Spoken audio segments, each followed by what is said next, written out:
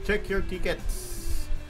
Mga kalaro, sa mga kakatunin lang, ito na po ang resulta ng ating September 15 PCSO Lotto result. Sana po ay nanalo ka, isa-isahin po natin. Pero bago yan, ini-invite ko po kayong tumaya ng Lotto sa aming Lotto outlet. Yan pong nakikita nyong page na yan.